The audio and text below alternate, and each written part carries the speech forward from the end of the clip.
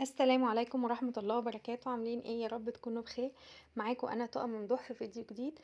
قبل ما نبتدي في الفيديو بتاعنا ما تنسوش تعملوا اللايك والاشتراك في القناة عشان تشجعوني نعمل فيديوهات، وكمان عشان يوصلكوا كل فيديو انا بنزله. هنبتدي النهاردة في فيديو جديد. الوصفة بتاعتنا النهاردة هنعمل طبق بطاطس. دي بطاطس متقطعة مكعبات، دول 3 بطاطسيات متوسطة قطعتهم مكعبات كده صغيرة زي ما انتوا شايفين، ودول بصلتين متوسطين قطعتهم برضو صغير كده بالشكل ده، ودول 3 فصوص توم مفرومين. هنجيب في طاسة او في حلة على النار، هنسخنها كويس.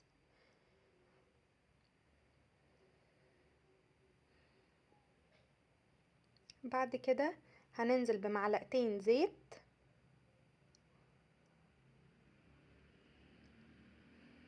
ومعلقة سمنة او زبدة المتوفر عندكم. هنسيبهم يسخنوا كويس. بعد ما يسخنوا كويس هننزل بالبصل بتاعنا، هنشوحه شوية، مش هنخليه ياخد لون، هو احنا بس هنشوحه كده شوية مع السمنة والزيت.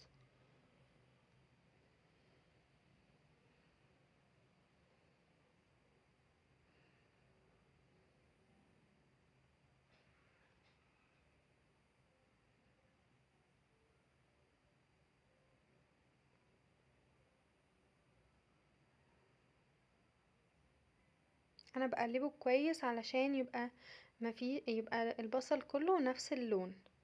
بعد ما وصلنا كده، ايوه كده للون ده، هنزل عليه بالثلاث فصوص توم. هنقلبهم برضو مع بعض اول بس ما نشم ريحة التوم مع البصل.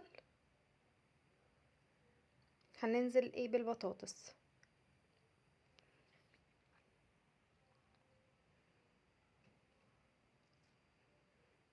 هنقلبهم كويس، هنشوح البطاطس مع البصل والثوم كويس. هي عامة البطاطس مش بتاخد وقت كتير على النار، من 10 ل15 دقيقة. كده انا قلبتهم كويس. بصوا لون البطاطس اتغير كده.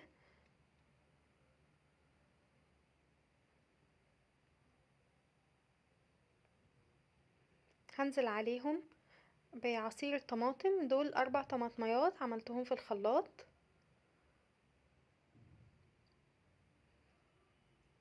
هنقلبهم برضو كويس.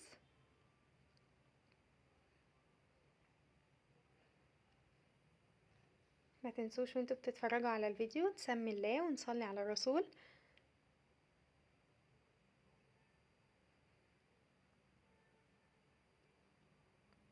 هنبتدي بعد ما قلبتها كويس هنبتدي ننزل بالتوابل. هننزل بمعلقتين ملح صغيرين،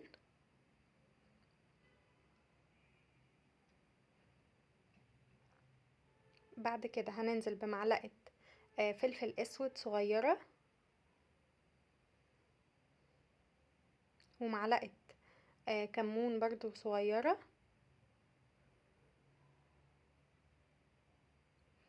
هنقلبهم برضو كويس.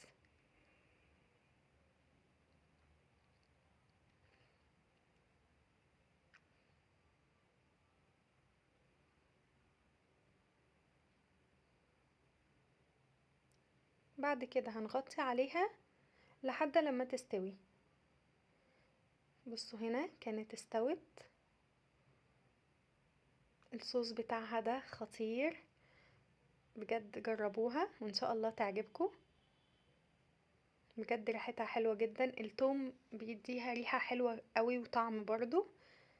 بصوا البطاطس كانت مستوية، هي ما خدتش غير اقل، يعني كمان اقل من 15 دقيقة وكانت استوت. بجد تحفة، متنسوش تجربوها. وما تنسوش اللايك والاشتراك والشير للفيديو عشان يوصلكوا كل جديد. بألف هنا وشفا. السلام عليكم ورحمة الله.